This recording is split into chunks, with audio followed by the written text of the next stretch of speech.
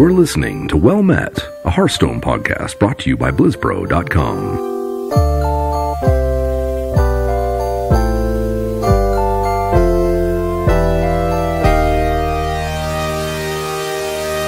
Well met.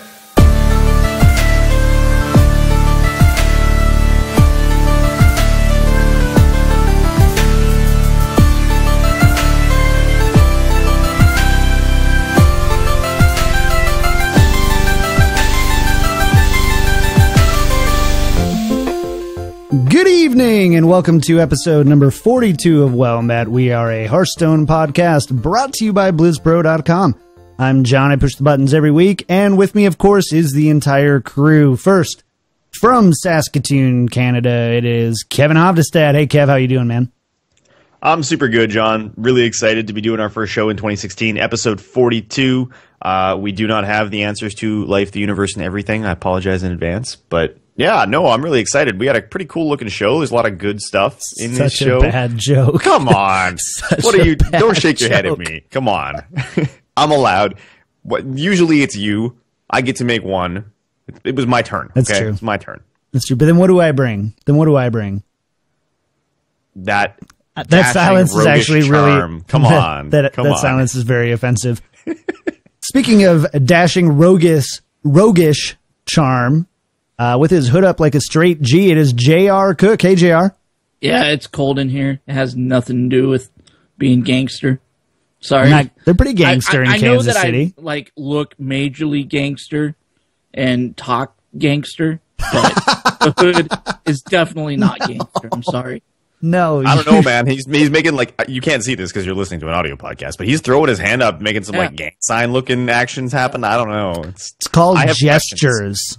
It's called hand gestures. Yeah, it's just cold in here. They're not gang signs. My 2016 resolution is to become warmer. Kevin's 2016 resolution is to look 12. It's true. Oh. He's no longer the bearded man. Sorry, Kev. It's okay. There's more to me than my beard. After looking at you without your beard, I don't know about that. I'm sorry. Whoa. Oh, shots fired. Come on. All right, guys. Hearthstone time here. So, before we get jumping into the show, we've actually got two really cool updates that we wanted to share with you guys. First is we've been featured on HearthstonePlayers.com by Halfbroke Chris as one of his top 4 podcasts. So that was really cool. We were up there with a lot of our good friends from The Angry Chicken, Velen's Chosen, and the fourth one was Hearth Coach. So a great elite company to be with. So thanks so much. It's an awesome article, and if you are looking for some more podcasts to fill your day, because who can't get enough Hearthstone podcasts? I have 30 on my list. You should too. So you should definitely go ahead and check that out, and big thanks. And also, we were also featured on Realm Maintenance yearly maintenance episode, 2 hours and 40 minutes long, where he goes through his favorite Blizzard podcasts and favorite Blizzard moments, and we were featured there as well for Hearthstone. So, cool. Good job, guys. This is an air high five to Kevin and JR and myself and all of you guys for sticking with us through these 42 episodes. Thank you guys so much, and go check those out. They'll be in the show notes. Yeah, that's pretty awesome. Thanks for those who did that, and I would have put us as #1 podcast on BlizzPro, just as that, because, that's what I would do. Ooh. I should have written an article. As he tries to play me off. Oh, we're playing him off. Grab the cane from the side and just rip him off. Let's go. Yeah. This week in Hearthstone, Heroes of Warcraft. Yes. So 2016 is upon us, and we got off of a pretty long, we're like, it'll be half hour, 45 minutes, hour and a half later, decided, okay, it's been long enough. But we, at the Well Met team here, decided to kind of sit down and chat about the show a little bit, kind of see what we wanted 2016 to look like. And we've just got a few updates for you. First and foremost, on the practical side of things, that's going to affect everybody. We've kind of made a commitment to 3 things that we're looking to do in 2016. 3. There they are. The first is, after the show, we are looking to do every week with a small asterisk, as basically probably 90% is probably going to be likely the closer number to that. But we're going to do a post-show stream for about an hour and run cool decks or try to climb the ladder or do an arena run or whatever that looks like. So we want to hang out with you guys a little bit more. And so we're going to do that after the show, Sunday nights. So come check that out. Second, more guests. We want more people to come on the show. And excitingly, we get to officially announce Jocelyn Moffat is going to come back on January 17th, pending that my computer doesn't explode this time again and we have to reschedule again. But Jocelyn Moffat will be here on January 17th live in the show. And we're going to talk about her grind to legend and everything else she's been doing in Hearthstone. And the third thing is being more active on social media and on Twitter. We have our subreddit, we have Twitter, and we're just looking to stay committed to being on that a lot more so we can interact with you guys. So those are the big 3 kind of overarching things, but let's go ahead. Kevin, I think we've got some Patreon updates, don't we? We do. So when you said 3, what you meant was 4, because this one's pretty significant, I think. So we've decided that because Patreon changed their sort of like user-facing metric to show the amount of money that is being contributed by our patrons after the Patreon deductions and fees and taxes and stuff, we wanted to update all of our Patreon information to reflect that, because it sort of made everything look really disjointed. It looked like we hadn't actually hit our own goal for the merchandise store, which you guys got us to an age ago. So we're just going through and kind of, it's more of like a numbers change than anything, but there's a couple of other minor updates. So originally we had set our next goals at slightly higher price points that are now inaccurate. The new ones, we're going to redo our intro, outro, bring Casey back in, record some cool new voiceover work at $250 based on the new system. And we're really, really close. Basically, if anybody after tonight's show was like, man, that was a really good episode, Kevin sounds just fine without a beard, you could toss us a couple of bucks as a thank you, help us kind of kick off our 2016 in a big way, and we'd be right there and able to reach out and start recording that stuff pretty much ASAP. We're going to go ahead and add call-in shows. The exact frequency and details we're still kind of kicking around because John's got to figure out some of the technical stuff and we have to figure out how it's going to fit in with the rest of the show, but we'll do that for you guys at the $300 overall mark. And at $400, down from where it used to be, will be our new bonus episode. So we'll add an additional show every month, which will bring us to a total of 4 shows a year instead of the 52 that we would in theory be doing right now, give or take on things like BlizzCon. What that means for individual donors is this.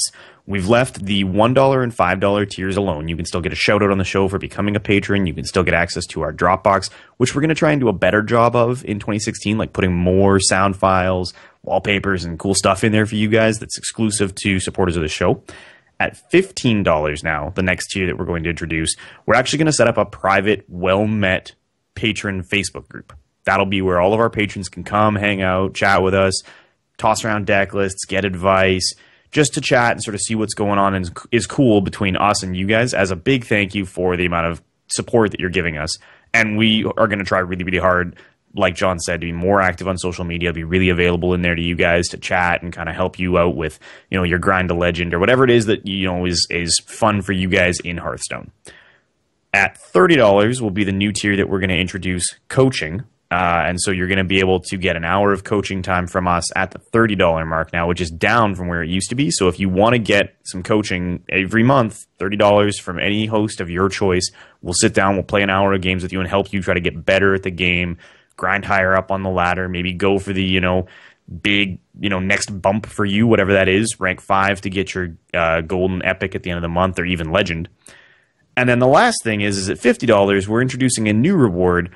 It's kind of, we're calling it right now a friend of the show. And basically, instead of the one-time shout out at the portion of the show where we thank our patrons after you first support the show, at $50, we're actually going to treat you as a permanent supporter of the show, and we're going to thank you basically like a sponsor every episode. So every time we sit down and record, if you are supporting us for $50 every month, we're going to thank you as part of the show each and every month, week rather, as we're doing our major sort of Patreon thank yous at the end of this show.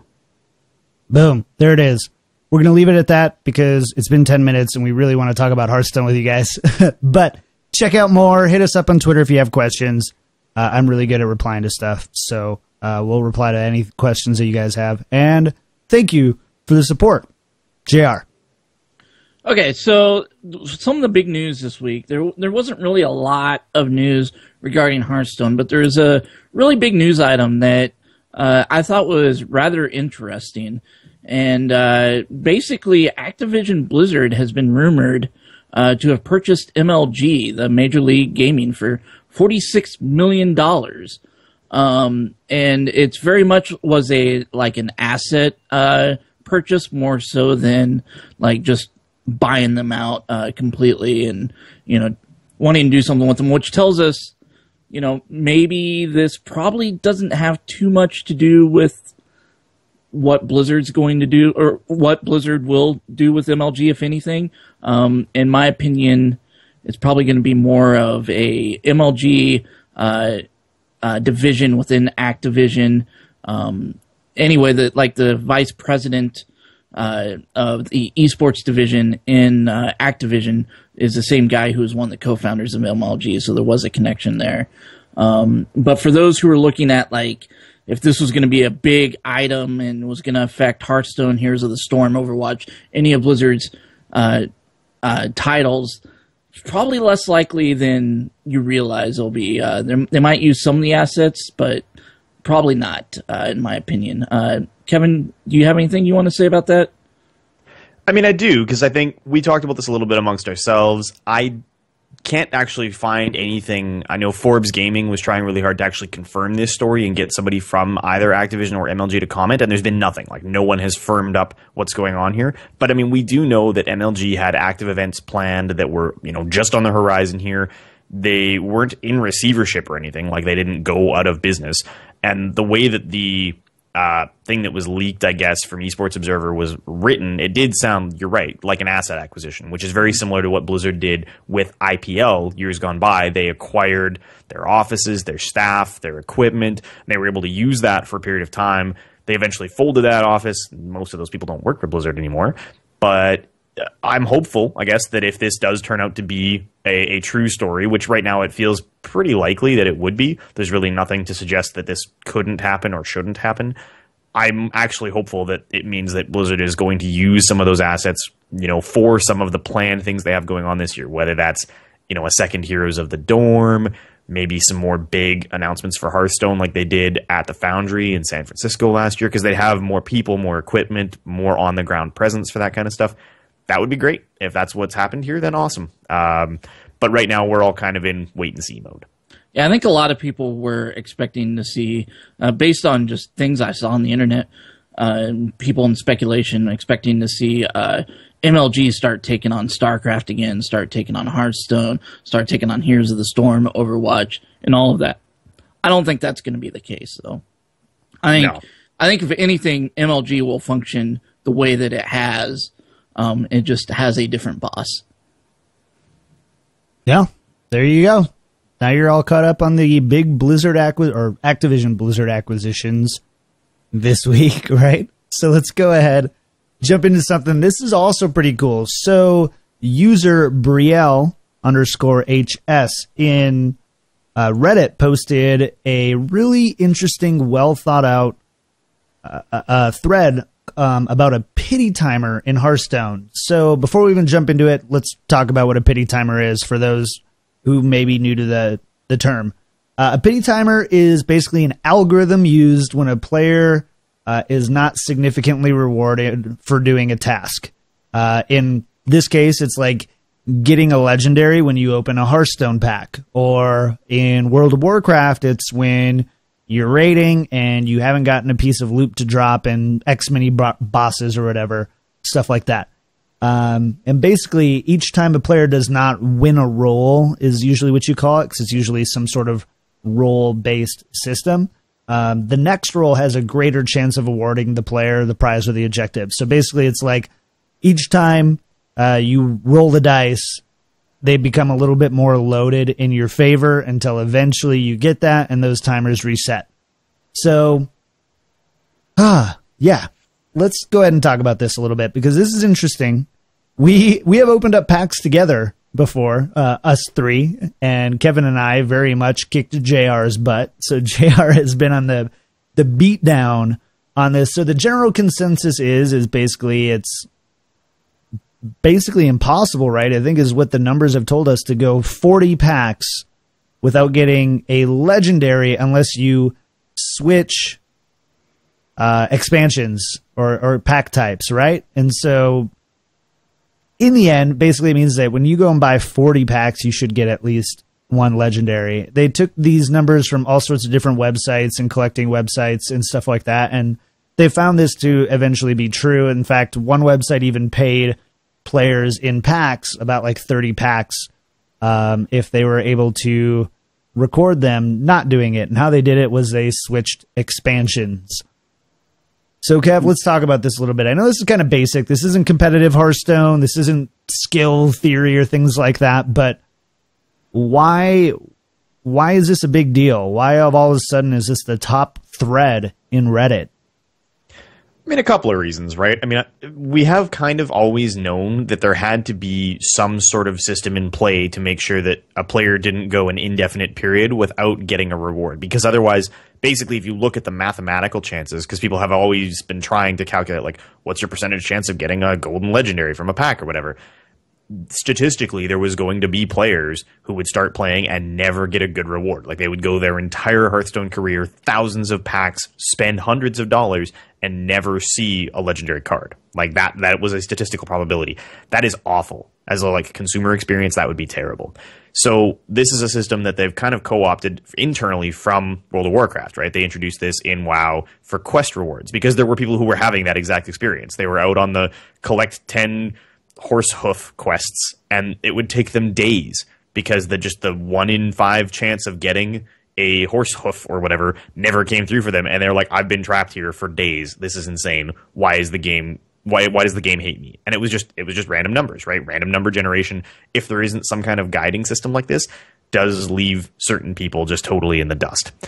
So it's really cool that they've introduced this, and I think actually a really nice thing to be aware of as a consumer, like as a member of the public. I look at this with no other vested interest other than like, oh, okay, if you want to play this game and you spend money on it, or you buy packs for your kids as a gift or something, like, they're not going to not get something cool out of it. And that's a really nice kind of like, okay, the panic can subside. No one's going to ever buy $40 or $50 worth of stuff and not get something worthwhile. There was actually comments in the thread that said that they've established that this also applies to epic cards. And there's a lower counter, like 14, I think, or something, for an epic card, as opposed to the 39 for a legendary. But it's a nice thing to know. And for me, honestly, all this does is just reinforce how important it is for us to eventually get better ways to track data in this game and better statistics. Like, we would have known this on like day 3 of Hearthstone being out in the wild had we had access to the data, and getting the data is super hard. So I'm hopeful that this is something where Blizzard will see the positive response and how everybody's like, oh, okay, that's awesome. And there's like, no one's mad. No one's like, oh, I've gone 100 packs with no legendary. Like, no one can disprove this now. It's basically a fact. I think it'd be really nice for them to just come out and own this and say, yep, that's exactly how it works. We're going to try and release more information so that you guys know exactly how things work. Because this is really a good thing that this is out in the wild, in my opinion.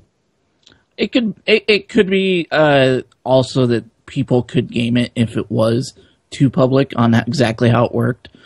People could game the system, is probably why Blizzard wouldn't do something like that. It reminds me a lot of Diablo's system as well, with how they do legendaries. They also have a pity timer as well. So this isn't anything new to Blizzard games.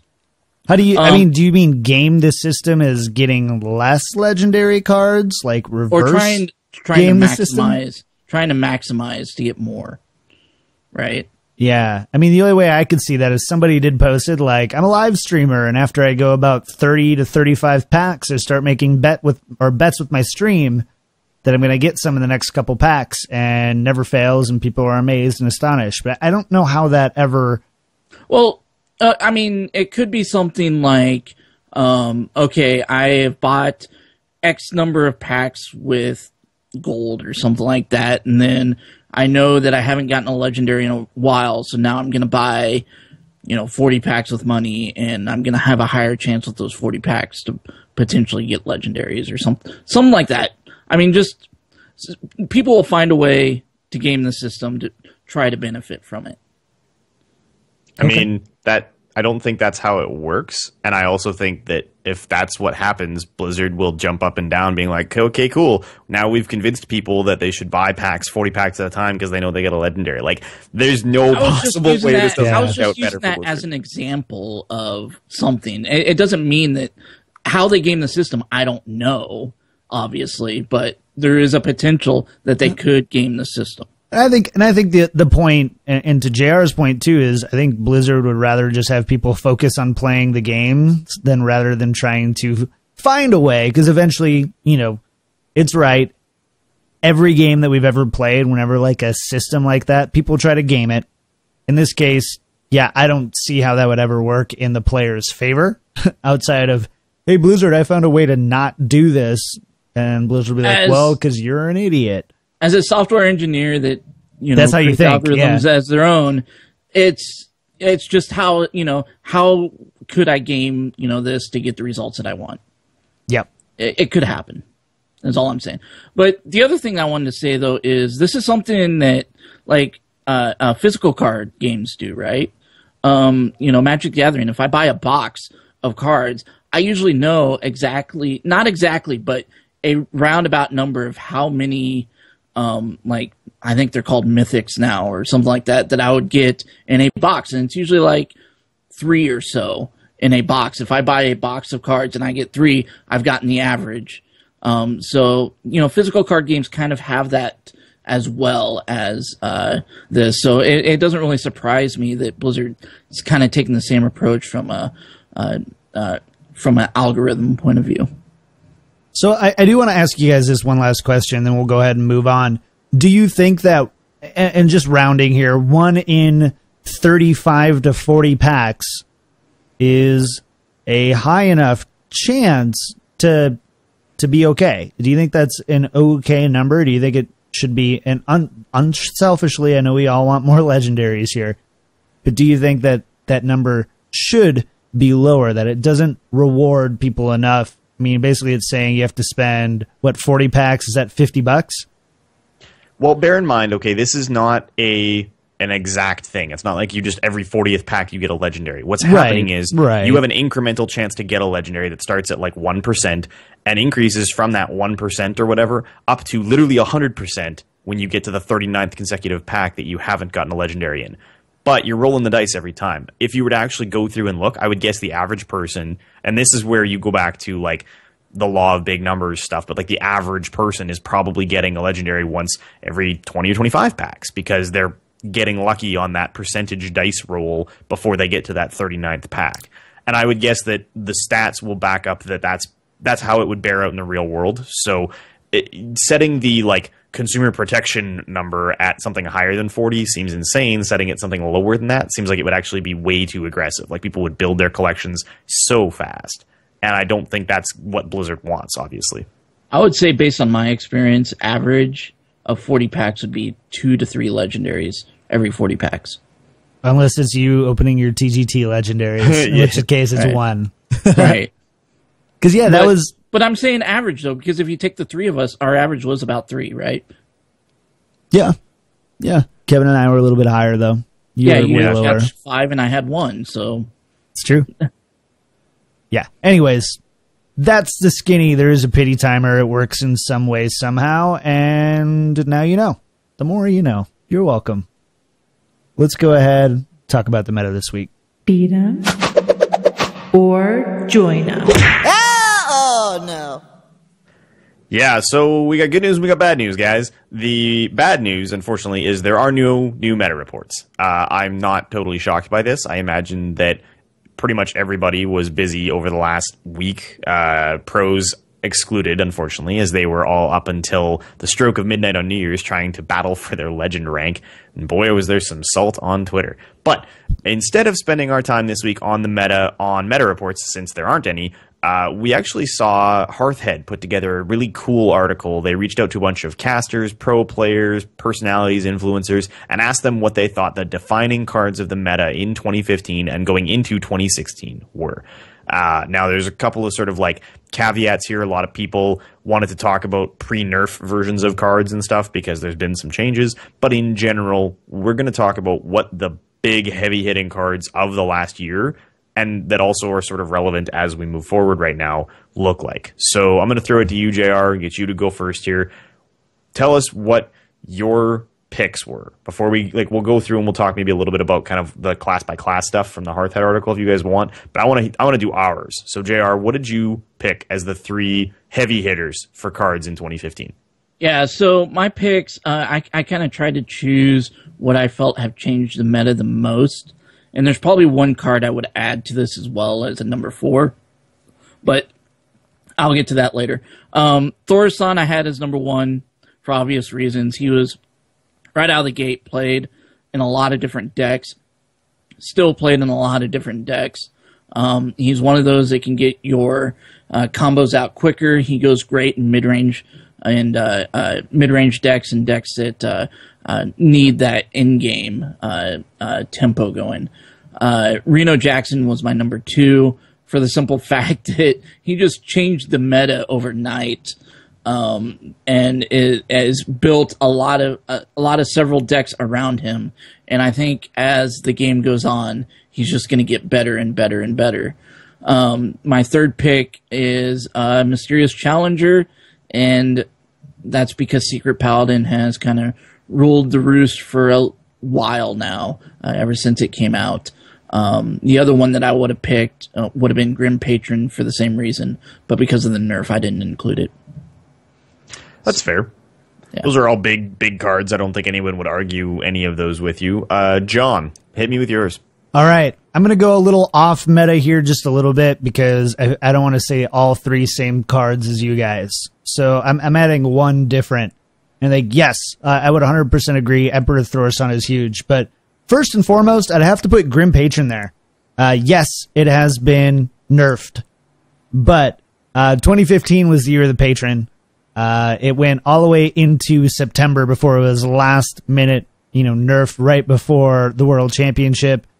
Well, keep in mind, Grim Patron itself wasn't nerfed, but the deck was. Yeah. The deck was, which made Grim Patron suck. You're correct. But I think that's a huge card, and I think that's something that I would include in there. The second one is Mysterious Challenger. It has given Paladin now 3 to 3.5 valuable archetypes, which we talked about just the other week. And I think that's really important. And then Reno Jackson, I think, is a huge addition. And even though he came in late, I think that it was a much needed meta shift. I hate him now. I hate the card, but it's definitely been impactful.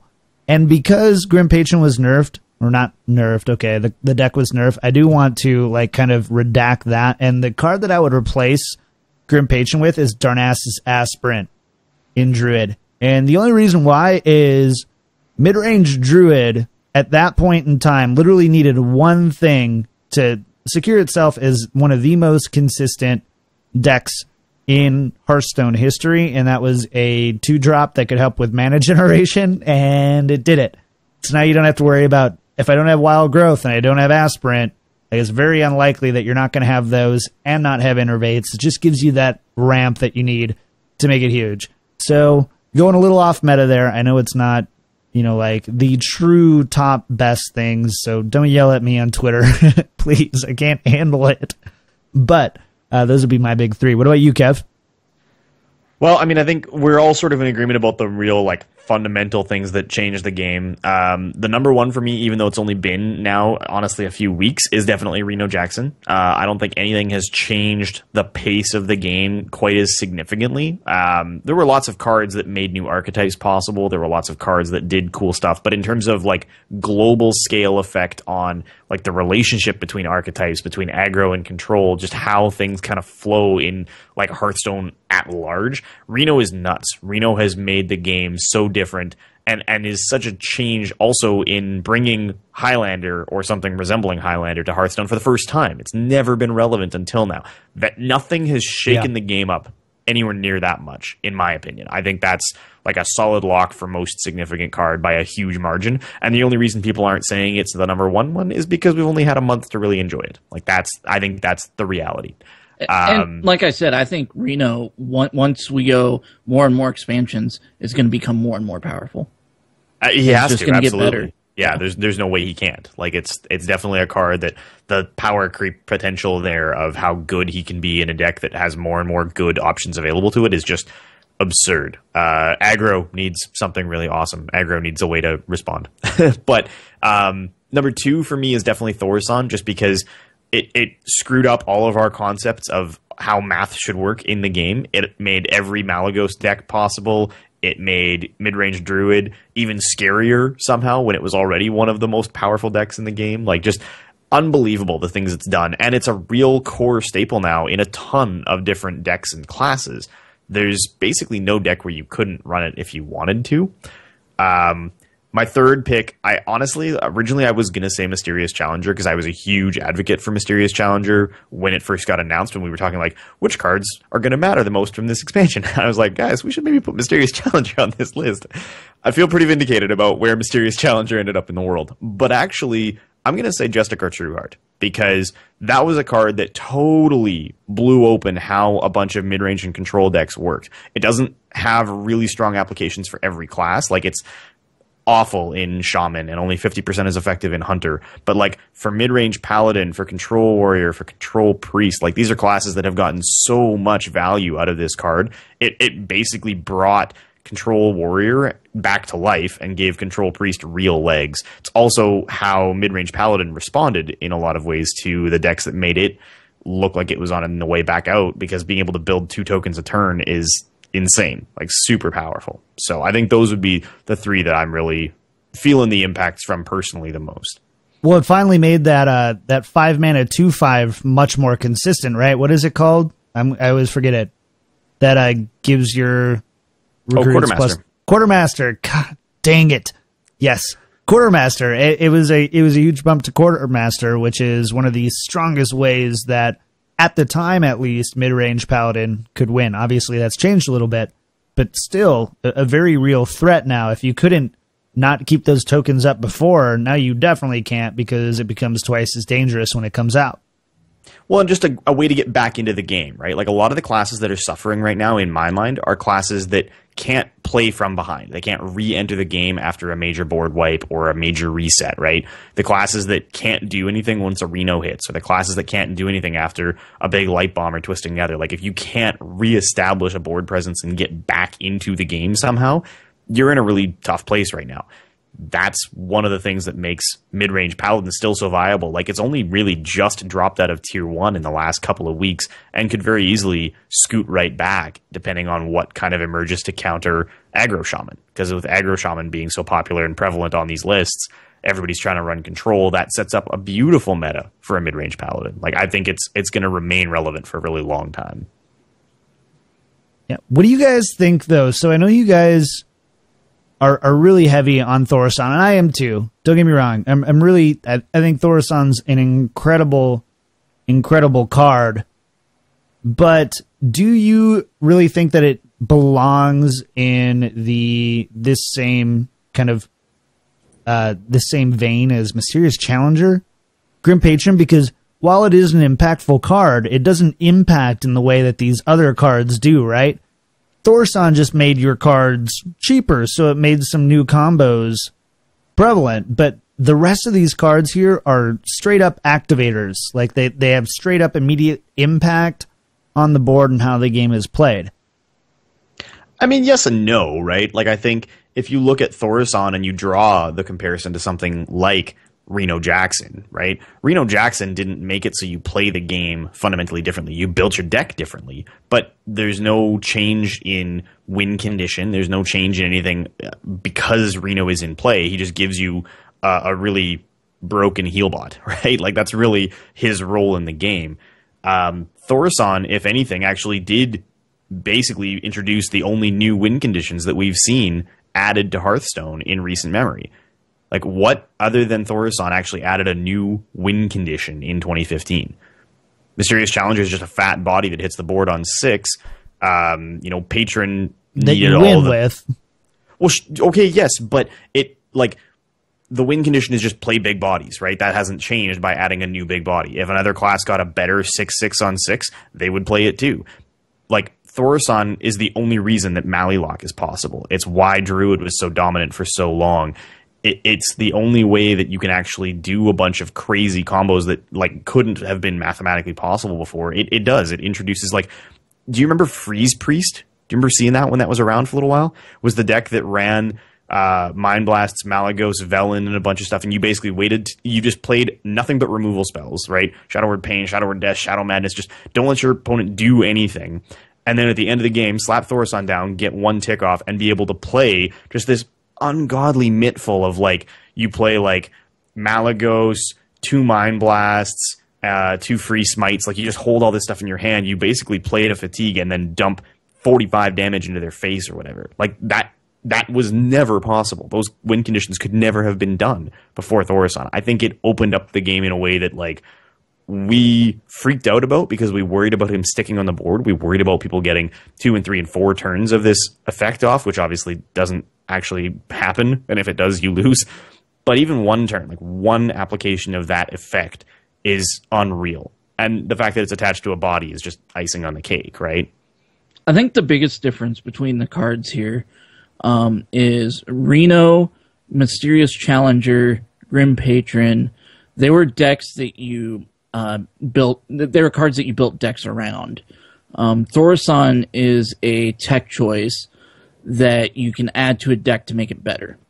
Or, in Kevin's position, make terrible decks that never end up seeing anything in the meta, like Freeze Priest, and build around that and make insane win conditions. I think Thaurissan's more of a tech choice to make decks better and make your combos, make your mid-range to end-game faster. Yeah, I mean, I think that's fair. And we also... the others, we talked a little bit last show, a couple shows back, about how we were sort of counting GVG as being effectively a 2015 thing because it happened on, like, the last days, the last dying breath of 2014.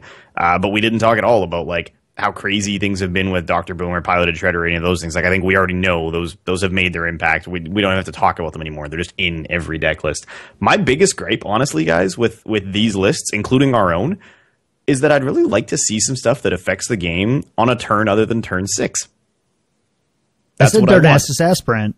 I know, but, like, turn 6 is the turn that matters pretty much across the board here. And I would love to see some stuff that shakes the game up happen, not on turn 6. Like, I know that they're just trying not to do anything really aggressive in the early game. They don't want anything really gross in the late game. So they're just trying to, like, what can we do between, like, turns 4 and 6 that's interesting? So everything worth playing lands on 6. Okay, so let's go back to the article here, because I totally agreed with you. I thought almost the exact same thing, is that it's very like this control the mid-range part of the game, right? And then I looked at Firebat's choices for his cards, and I was completely surprised, because, you know, Firebat, again, we talked about the most impactful Hearthstone players last week or 2 weeks ago, and Firebat was number 3. Former world championship, right? You'd expect, you know, people to echo him and whatever he says, but he's so, again, I love the way he thinks. Here's the 3 cards he chose. First, Imp Gang Boss. It's a 3-mana, 2/4 Warlock Demon, right? Whenever this minion takes damage, summon a 1/1 Imp. And then his second one, Keeper of Oldemon. It's a 4-mana, 3/4 a Paladin minion that says Battle Cry, set a minion's attack and health to 3/3 or to 3. And then Living Roots, which is a 1-mana druid spell that Kevin hated, by the way. That says choose one. Gang Boss, I believe. It's true. But then we didn't hate Mysterious Challenger, but he totally called it. Living Roots is a choose one, deal 2 damage or summon 2 1/1 saplings. So altogether, just very strong value cards. And he goes on to say, A lot of notable cards like Mysterious Challenger, Flamewaker, and Emperor Thaurissan are only drawn in a single relevant meta deck, so I did not value them as highly. And saying that these cards are the consistent ones that will always see play and therefore should be the most significant cards in Hearthstone. What do you have to say to that? So are you sitting more on the fence of like how Firebat views the game then, Kevin? Is that what you're kind of trying to say? Is that maybe these other players need to think differently about how they are valuing these cards, or maybe these are just kind of flash in the pan cards? I mean, I don't think so. I think a lot of people felt the impact, right? There's never going to be another deck, for example, that does what Patron Warrior did. No other class is ever going to have the tools to do what Patron Warrior did. Secret Paladin is not going to work better or differently if they have new Paladin secrets or whatever. Like the core concept won't change. He's right. But I mean, it's also a little bit disingenuous to say that those aren't like incredibly relevant cards, and to write Thaurissan off as only valid in one relevant meta deck is kind of insane, I think. But there's definitely a lot of cards that were introduced to the game that have more consistent value. The one thing I would say to his list is I think he's overemphasizing class cards, right? Most people, when they look at which cards really blew up the meta and defined the game, by definition, you have to choose neutrals because they're cards that can be played in multiple classes, ergo multiple decks. That's why we went straight to the things we went to. I mean, Mysterious Challenger, because you're seeing it 100 times a day right now, sure, but like, you know, Thaurissan, Reno, I said, Justicar Trueheart, like, I mean, even Grim Patron, technically, on a strict technicality, like the cards that have the most influence are neutral cards, and that's how the game is designed. It will always be that way. Imagine the outcry if there was ever a neutral weapon or spell, like the whole game would just blow up, right? So, I mean, I think that's the one thing is that he's right. Like his picks are all excellent, but they underemphasize the significance of a neutral card that can be played in any class. Yeah, the closest we'll ever get to neutral weapons or spells is when we see what's the mech? Is it Blingtron that does that? Blingtron gives you random weapons, and then obviously like Ysera, you can get some spells and things like that, and it comes from a minion, but we'll never see that for sure. Yeah, I mean, even Discover cards, right? Like they can't draw you a spell from an alternate class. You can get class spells through like Burgle and Nefaria and stuff that's not like super relevant anyway. I don't know. Can they not?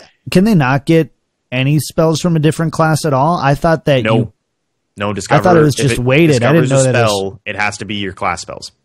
It has to be. Yep. Okay.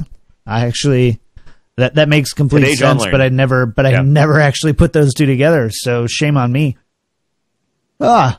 Well, okay. So, all right. I'm on board with you, Kev. I'm picking up on what you're putting down. So where do we go from here then? It's tough, right? What do you guys think then? So class cards, what do you guys think of like Amaz putting Dark Peddler in there? Orange also had Darnassus Aspirant. And then there's no really other weird ones except for Firebat's just off-the-wall choices. See, I kind of like how Hearthhead did it, where they had different nominees for each class, and then their neutrals and things like that. I really feel like neutrals and class cards should kind of be, I don't know, discussed a little bit differently. Like, yeah, Mysterious Challenger is the exception, just because of how much it's changed Paladin so much. But yeah, if I was gonna say like class cards, I would say, you know, this was really good, like your Darnassus Aspirant. I'd say this was really good for Druid, but I don't feel that it was impactful to the meta as a whole. You know, it's hard to say, right? Like, I think between the two, truthfully, Darnassus Aspirant is probably the more relevant card. It was probably more impactful to the meta because it made Druid so consistent in a way that Secret Paladin can never be, right? Like, it's just not the same thing. In terms of, like, raw power for the turn it's being played on, Darnassus Aspirant is far and away the better card. The problem becomes that, like, a lot of these votes feel really skewed based on what's in play right now. Like, I don't think Dark Peddler is a phenomenal 2-drop. I think it has applications. I think it's a good card, but I think that over time, people are going to err on the side of other things, right? And it's not the kind of card that will ever do anything to help build up a new consistent strategy to just simply by virtue of being a discover card, right? But if you're going to talk most impactful class cards, then sure, yeah. I would go back and I would look at this list and I'd say, like, it just feels super skewed because of the meta we're in that's so heavily dominated by Paladin and Warlock. The best class card out of the game, in my opinion, in 2015 is Entomb. That card is going to be ungodly in what it does to the game. Could be one of the best cards ever introduced, but it's just super hard to play Priest in this meta. Not that it's Six ever mana been too. like... And 6 mana, I know. I was going to say that. Makes me crazy. But it's super good, right? Like, this is a card that could literally upend the whole meta when it shifts away from a meta that's so heavily driven by flooding the board and having a ton of stuff going on all at once. Like, as soon as you get back into a meta where people want big, sticky minions on the board, as opposed to, like, you know, playing a whole bunch of little things on curve, if we ever go back to a real control meta, like, Entomb Priest just wins by default, and that's crazy. It's so good as to be almost unbelievable in my mind. Okay, so I have a question then. I pose a question, another one. I'm full of questions. So 2016 comes and passes. It's January 3rd, 2017. And we go back and say, of these cards that we've talked about, all, you know, about 9 of them total, which ones are we still talking about? If you had to guess, which ones do you think will stand the test of 2016? Obviously, you're not. We're guessing here, but Kev or JR, you do it. Kev, shh, Kev. Well, JR. The only one that really, the 2 of them that come to in my opinion, will be Reno and Thaurissan. And why? Mysterious. Reno just gets better. Like I said, gets better the more expansions come out. He's just going to be better, you know, as more cards, because you can have more copies of just one. If they ever get around to fixing it where you can actually see when he can get activated, he's going to become even significantly better, because then you'll know exactly when you can play him. And then you can play copies of other cards as well and be able to see when you can activate them rather than keeping track of it manually. Okay. And so I think he's a big one. Emperor Thaurissan is just a good... Like I say, he's a good tech choice for mid-range decks, and I think he always will be. All right. I can't say if Mysterious Challenger will or not. It just depends on if Secret Paladin is still a good deck in a year, which it has the tools to be, even though I don't like the deck, and I think it's lame, and I don't think it's as good as people claim it is. It can be very frustrating to play against, though. But if it's still there, then it's still going to be a card that sticks around. What do you think, Kev?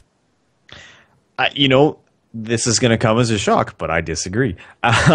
Because honestly, like, I look at a card like Thaurissan, and what I see is an incredible effect that could very easily be done differently elsewhere, right? Mana cost reduction is a mechanic that's being used a whole bunch of places, right? It's on that stupid Warlock minion that reduces minion costs. It's on Sorcerer's Apprentice. Like, mana cost reduction can be done in a variety of ways. So they could introduce a card that obviates Thaurissan in a number of new meta relevant decks a year from now. The cards that are going to stand the test of time are cards that cannot be replaced. There will never be a better Justicar Trueheart, and that is, by definition of what it does, an absolute staple in a series of control decks. There will never be a better Reno Jackson, because they're not going to make a card that does what Reno Jackson does better or at a lower mana cost or more efficiently. Like, that is going to be the best way to heal yourself by running a deck that has singleton cards forever. It will never be improved upon, right? They'll do other things, they'll do different things, but those cards remain fundamentally the best at what they do into eternity, right? Like, they just can't afford to be iterated on in any fashion. So I would say, yeah, like, Reno, Justicar for sure. JR's right. Mysterious Challenger really is a meta card, and it's a good meta card. It's really powerful by virtue of the fact that right now, because of the way the game is being played, build the biggest board the fastest is the only way to win, and no one can really contest Paladin at that right now. So, dear Blizzard, please give someone an efficient way to do something on the board faster than Paladin on a turn, just one, any one turn where they can do better than Paladin, and it'll be great. But yeah, it's, for me, for sure, it would be Reno, Thaurissan, not so much, Justicar Trueheart for sure. Okay. I'm happy with those answers. Are we already ready to go to the mail? Are we ready? I mean, there wasn't much going on this week, right? There's no esports over New Year's.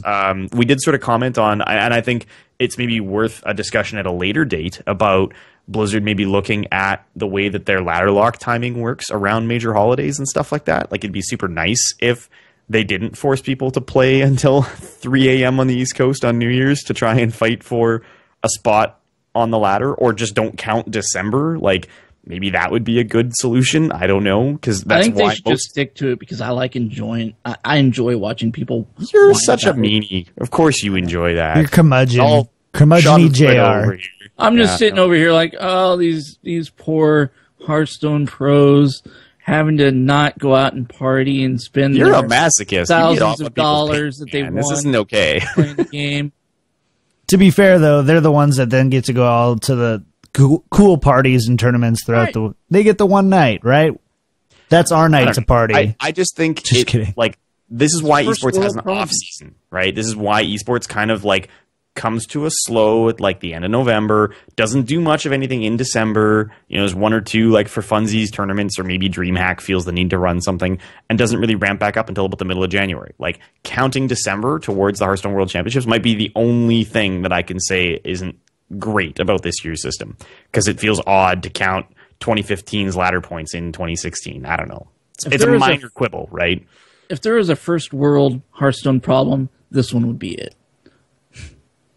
100%. I think it's going 40 packs without a legendary, but call that for me. Guys, let's go into the news. Or mail. Mail! We've got mail. All right, so we got an email from Ben B, who's not Ben Brode. We've gotten emails from him before, so. And he says, hey, gents, first off, as 2015 comes to a close, just wanted to thank you guys for nearly a year of great pods. I'm assuming that meant podcast. Because we're 3 peas in a pod. Right. We're peas in a pod. Like a tripod. I'm looking forward to enjoying Hearthstone in 2016 along with you guys. Happy New Year's. Happy New Year's. Yeah. Second, last week, as part of your year in review, you talked about how Hearthstone fares in different countries. It started me thinking, could you do an esports Olympics where rather than teams, countries are represented? Even a Blizzard-only one at BlizzCon would add a lot to the idea of a quote-unquote world championship. Hope you all have an excellent New Year's, Ben B. Kevin, I know you have some thoughts about this, so I will let you answer. Do you think there could be an esports Olympics for Hearthstone? You're just picking on me because you know I'm going to say mean things to Ben because I disagree with his email. So, Ben, thank you for the question. It's a totally legitimate one. Personally, for me, I absolutely believe it could be done, and I believe that there could be like an interesting factor to it, like run a tournament Olympics style where each country has to find their best representative and then send them to an Olympics style tournament. The problem I have with it is it's not a really great fit for finding the best player in the world. Right? Typically, to find the best player in the world, the like correct way to do that is to take and find the best pool of talent in the world and then have them face off. Now, to get the best pool of talent, there's an argument to be made that maybe there's 5 or 6 people in Europe who are all the best Hearthstone players. And I mean, obviously, when we talk about regions versus countries, it gets a little messy because that's how we're used to tracking things in Hearthstone. But in general, like, let's say there's like 4 totally unbelievable Norwegian Hearthstone players, but only one of them can go to this new like world championship format. We lose out on seeing 3 of the best players in the world by virtue of their nationality, and that sucks. It's a cool idea, and it has a place. And I've been having this argument in the StarCraft world for years because we do have this exact problem.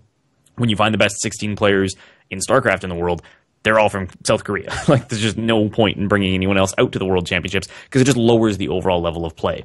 It's cool to do like an Olympic-style event, but it's not a World Championship anymore because you're not identifying the single best player in the world necessarily. The only way to do that like really does it justice, in my mind, is just have the, you know, rank 1 to 16 best people come to BlizzCon and compete. And if 4 or 5 of them happen to be American, for example, right? Because that's a thing that happens. Okay, who cares? Like, why would we say only one person from the U.S. can compete? That just doesn't seem like it's as interesting to me as a player to compete for that spot or as a fan to enjoy it. Question. Okay here. So I get what you're saying. I'm totally picking up on what you're throwing down. But we're not looking to find the best player in Hearthstone. We're looking to find the best representative country of Hearthstone players using the best talent from each country, right? So it'd probably have to be done more in an Archon style thing, right? Like almost like a team style tournament, versus, just like, okay, you four from US and you four from Canada and you four all go there. And then you guys all play in groups and the winner of those groups go into a bracket and the country who has one player win is that player's the best player. Cause you're right. It's totally trying to look at team goals, or it's totally looking at two different goals.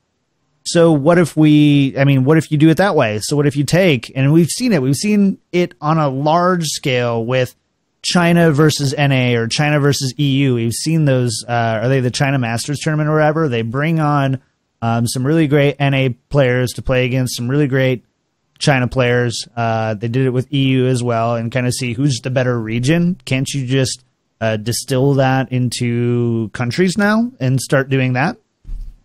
Absolutely, you can. The problem for me, again, and I'm not saying this to be mean, it's 100% it's a personal opinion, and I have strong feelings on it, is that works really, really well in team sports, right? You want to identify the strongest region by virtue of, if we take the pool of talent that's available and we construct the best possible team, now that we've identified the top 15 hockey players in Canada, let's send them and see how badly they beat the rest of the world, right? Like, and that's how the Olympics really works.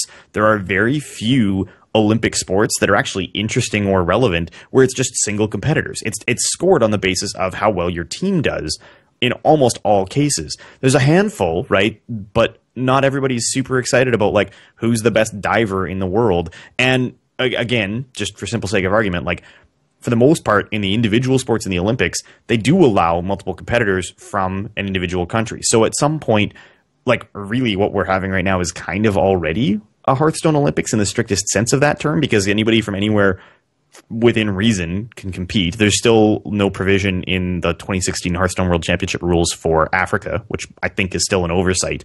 But in general, I don't think that we need the specifics of an Olympic style format to find the best Hearthstone players in the world. And if you want to find the best country, you'd have to do it in a team league format. You'd have to run like an ATLC that's done by nation, put together teams of 3 from each of the 15 or so strongest countries in the world or whatever. I don't even know how you'd pick which countries can compete and how you'd format it. It's a huge undertaking to identify which country rolls the highest on their Dr. Boom bots. I don't know. It's a cool concept. I would love to watch it if someone put the work in to do it, but it feels like the risk to reward ratio of establishing something like that would be way beyond the scope of what anybody has the appetite for in Pro Hearthstone right now.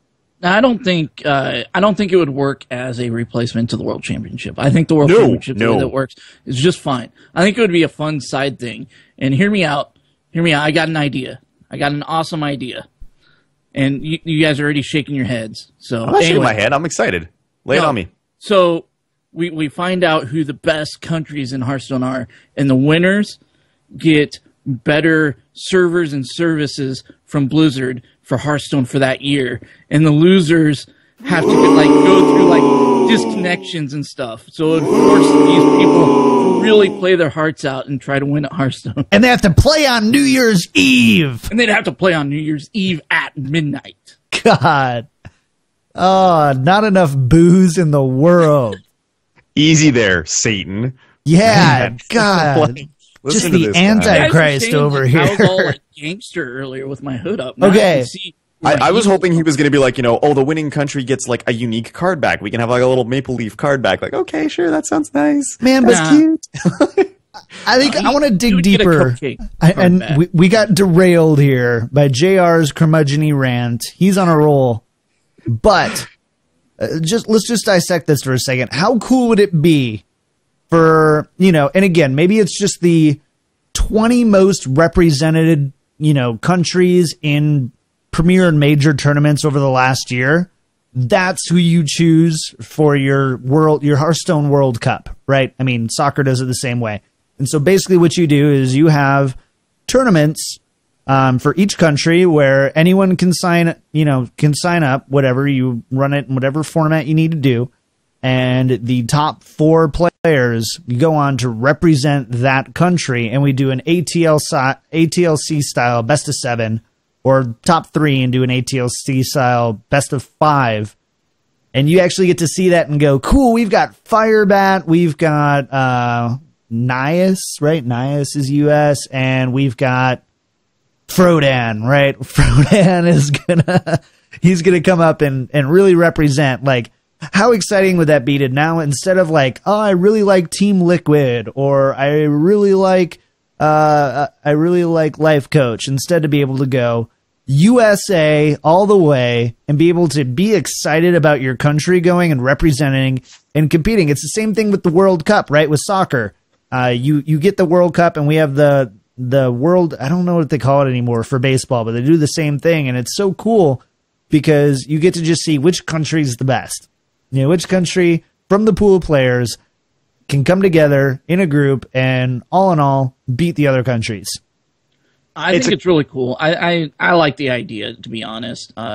It's very similar to the North America versus China, or, you know, that you said earlier, which I was actually the very first one of those. I don't know if you guys knew this. The very first one of those, I was actually one win a game from qualifying for the North America side to be on the North America team for that.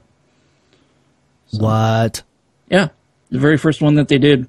And then you spout out ideas like you just had 3 minutes ago. God. That's how I roll. All right, so here's the thing.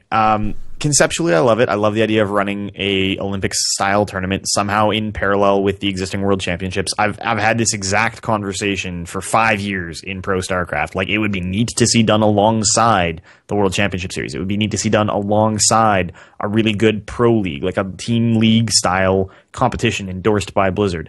The reality is it's been tried, right? This is exactly what the World Cyber Games was. WCA has kind of tried to pick up the pieces when WCG died. The interest level is not really actually all that high, right? It's not like the Olympics where once every 4 years we all race to see who's doing it and 1 billion people tune in to see what happens. Like, the demand for it is very, like, aspirational. People like the idea, but there's not actually a lot of people who are like, oh, well, I mean, I would help fund money to send the representatives from my country to go compete, and I would watch it and I would tell my friends, and it'll, like, the actual, like, groundswell of support needed to get it off the ground doesn't exist. And I would love to see it done, but it remains kind of this thing where when it was over, we'd be like, okay, cool. So the US is the best at Hearthstone. That was neat. Should we do this again in 6 months? Like, you don't have a really good framework for how or why to do it. It'd probably be Germany, by the way. Probably be Germany. And then, like, there's just a huge cost to putting it all together. The production requirements, the travel requirements. Like, there's a reason that the Olympics puts whatever city hosts it into effective bankruptcy for years afterwards, right? Like, doing that. This isn't the Olympics. It's a singular video game. Of the same scale, no, right? No, you're not. You're talking about dozens of sports versus one competition, 20 countries, 3 player per. That's 60 players.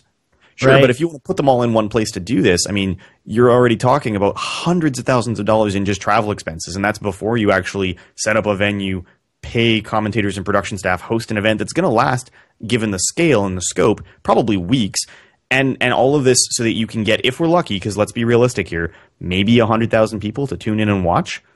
Maybe. Like, you would need literally every person who's willing to watch that Hearthstone stream to kick in probably $20 to pull this off, and it's not going to happen. It's cool. It's cool at a level that vastly, like, and this is esports in general. Like, I'm not harping on Ben, I'm not harping on Hearthstone, I'm not harping on you guys, but, like, the demand for this is all academic. When it comes time to put your money where your mouth is, esports is really bad for this, right? There's one event in the whole of esports, and that's the International, that actually draws enough value to pull something of this size off, and the only reason it does that is because Valve gives people a bunch of stuff in a game, so they throw a bunch of money at them because they like the idea of seeing a 16-year-old Brazilian kid become an instant millionaire overnight. Like, that's the single time this has ever happened. Nothing comparable has been done since, because most of us are Like, yeah, I'll watch a free stream of a Hearthstone tournament, but I don't want to have to pay in any way to support it. And that's where it dies, right? If the average person listening to even this podcast were to be like, okay, in 2016, my resolution is to spend $50 on something to do with Hearthstone that isn't buying card packs. I'm going to subscribe to a stream. I'm going to donate to a podcast on Patreon. I'm going to go and I'm going to donate money to a tournament. Like, whatever it is that makes Hearthstone bigger than just the game for you, that would be unreal. But the odds that even with a huge campaign, even if we get on Reddit and beat the drum saying, like, help Hearthstone grow in 2016, spend a couple of bucks, like 1 in 100 people might hear that and do something with it. It's just the content consumption vastly outpaces the willingness to support content creation. So, man, I couldn't disagree with you more. Like, I legitimately think that you are so far off right now that I am visibly angry. Just kidding. I'm not really angry. But I think there's a few things that you might be missing. Number one, it's not a funding problem. There's no way it's a funding problem. We've had 60-player invitationals before. We did the Fight Night stuff. Year one Hearthstone, mind you, for a month straight. They brought out... where's that company now? 15 player. But again, it's not because they didn't make money on those specific those specific events. They actually went quite well. They brought out about 45 to 50 players over the course of 2 months. Again, look at DreamHack, right? DreamHack, they just had 128 players Swiss, right? And but they don't pay any of those players travel expenses. They don't underwrite that in any way. Who says you have to?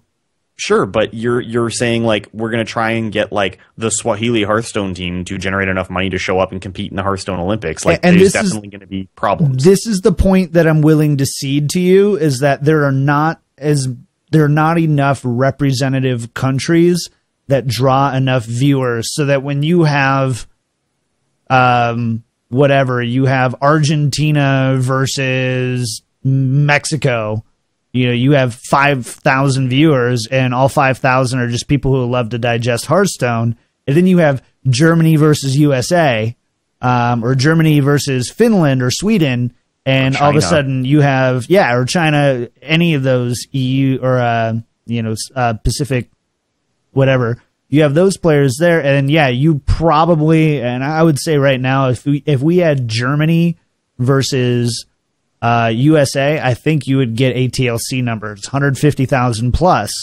Hands down, I think that's no doubt. The problem is there's not enough countries represented. It's too young of a game, and Hearthstone would have to fundamentally reshift everything they built up over the last 2 years, right? They would have to go, we're no longer going solo here. They've kind of made it region-based, but it's not even super region-based, right? And so those are the points I'm willing to cede you, but I don't agree with you that if those things changed, if it was a more mature scene with more players from more countries who play it at a high level and had a large following, if Hearthstone went ahead and said, you know what, erase the last 2 years, teams and stuff don't matter anymore. You're going to be representing with 2 other people your country and going head to head, and we're going to find out who the best is, and they're going to share a pot of $3 million or something like that. I think we'd get a huge draw. It'd be incredibly expensive, but also incredibly successful, and I think people would love it and eat it up.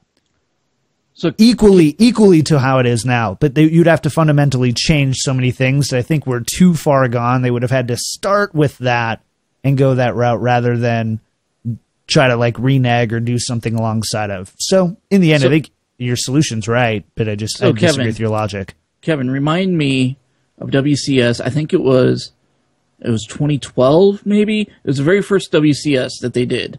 Explain how they did it, if you remember. I mean, 2012 was kind of a hot mess, right? They were trying to find 2 representatives from each country. They made a big list of eligible countries. The long and the short of it is it was a disaster, and the 2 people who showed up from Korea were the people who ended up going against each other in the final. I don't know. Like, I can't even talk about it without just being disappointed that it ever happened. The way that they did it was basically they had country representatives, then they went to like a regional final. Like all the countries in North America that ended up winning went to the North America regional finals. All the countries in Europe went to the European country finals, et cetera, et cetera. And yeah, what it came down to is the two that made it from Korea ended up going through and winning the entire thing. Yeah, and so it's honestly, very similar to what this is.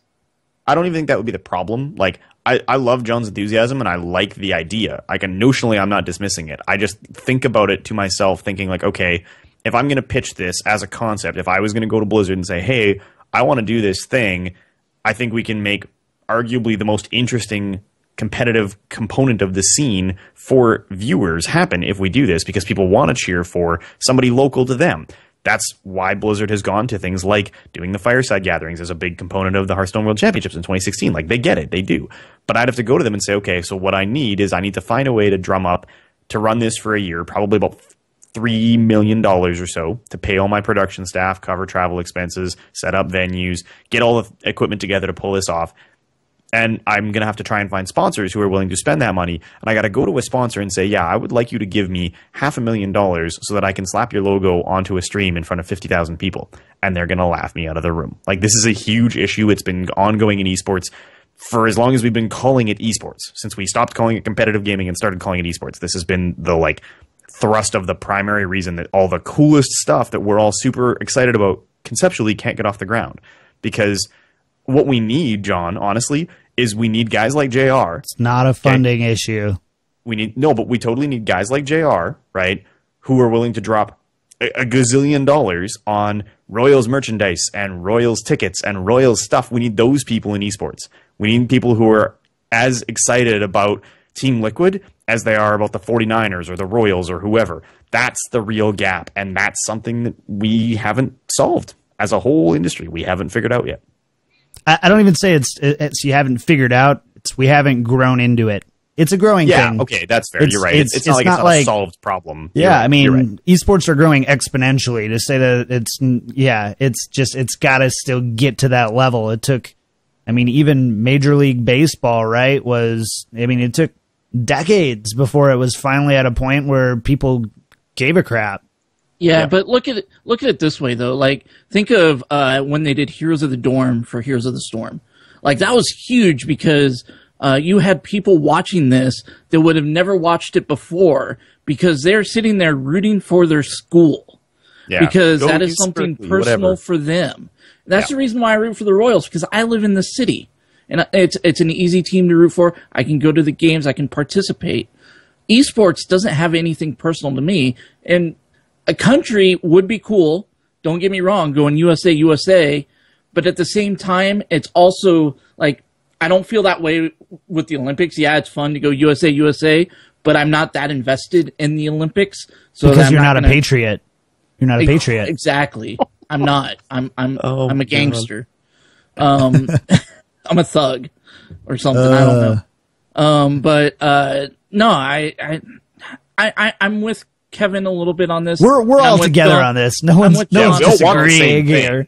We're arguing semantics. I think it's really cool, but as someone who is not as invested in esports as you guys are, like, the reason why I'm not is because I don't have that same connection that I have with my sports team in my city.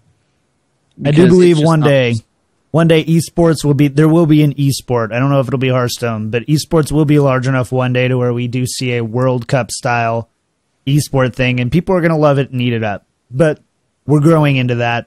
Right now, we're at the point where we're finally getting people to, like, I buy Team Liquid jerseys and all that kind of stuff all the time, and so we're getting to the point where we're getting there.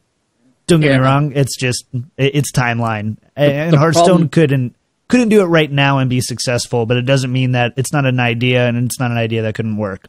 Yeah, the problem I have with the teams now is they're run by, sub 20-year-olds or younger, and they can come and go anytime. Yeah, like Facebook, that's how Facebook got started, and Apple. Can we appreciate from it? He said sub 20-year-olds or younger. Like, I want you to find me like the 15-year-old kid who runs like a major esports organization. Anyway, guys, I wouldn't put it past it. It's wild sidebar.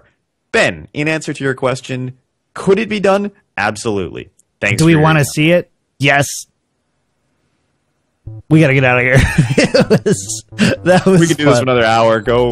That was fun. Thank you guys so much for hanging out for the show. We got to go ahead and get out of here. First, Patreon news, Kevin. Yes. So if you haven't already had a chance to see kind of what we had to say about the updated Patreon earlier in the show, we are going to be updating the Patreon site here coming up this week, sending out messages to all of our backers for December. Thank you all so much for making what we're doing here possible. We're going to try and grow this show a lot in 2016. We're going to try and do really cool stuff for you guys, and we're all super excited about it. We're to a point where we're having meetings, guys. We're having meetings. And the fact that I have to schedule meetings and put things in my calendar and have meetings means that we're serious, okay? Big On deal. Christmas So- or on New Year's Eve too at midnight. We're doing meetings. Because that's how JR likes it. So, Yes. if you want to support the show, you can go to patreon.com/wellmetpodcast. Become a backer. Don't jump on it right this second. I know it sounds insane for me to say don't do it right now, but give me a couple of days to get all the new stuff up to date for January so you can check out the new reward tiers, the new structure, and get on board for whatever kind of fits for you as a new backer so that you get the rewards that you want.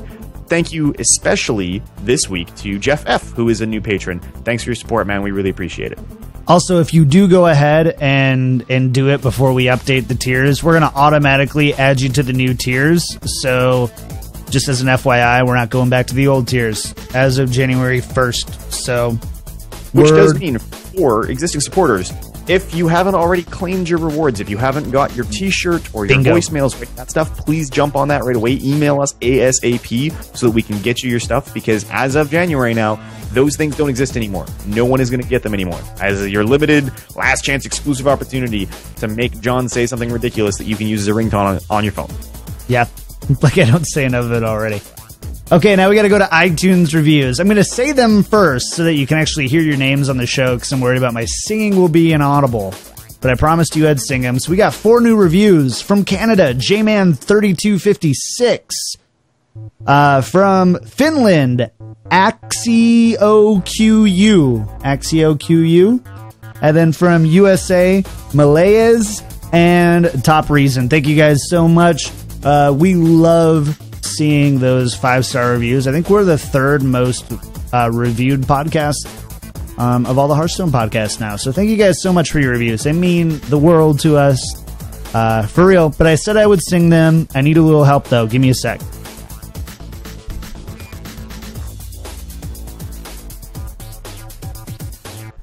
Woo! J-Man 3256. Axio Cutie. Malays and Top Reason.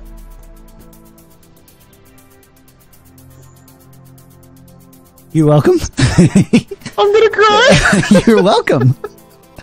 I had to do it. What? We got. I had my buddy T-Pain come in, kick me in the crotch, Looking and then forward to let me the sing into remix. his microphone. Oh my god. Yeah, well timed to mute. He's exactly right. Sorry we had to do that. But a few of those reviews said we had to sing them, so we sang them. Sorry again. Thank you guys so much. Shout outs, thanks to everyone for an awesome 2015. We love you guys. We're going to go ahead and start the post-show stream here. Thanks so much. Let's go ahead and close this up. No shout-outs, unless you have something super important. I just want to give a shout out to the people who made you sing. Yeah, thanks, guys. It's never happening That again. 2016. It's never happening Awesome. again. Okay. So, first, a big shout out to Jake Butno over at jakebutno.ca for doing all my music. All of our music, sorry. I didn't mean my music. Dreadscythe of ScytheDesigns.com for all of our logo work. Email us at wellmet@blizzpro.com. Send us your tweets at wellmetpodcast. We're on a subreddit at r/wellmetpodcast, Patreon/wellmetpodcast, and of course, iTunes, Stitcher, and everywhere else. We'll see you guys next week. You can find John on Twitter at Kicked Tripod and on Twitch at twitch.tv/KickedTripod. You can find JR on Twitter at Eldorian and on Twitch at twitch.tv/BlizzPro. And you can find Kevin on Twitter at Lack of Realism and on Twitch at twitch.tv/OdinTV.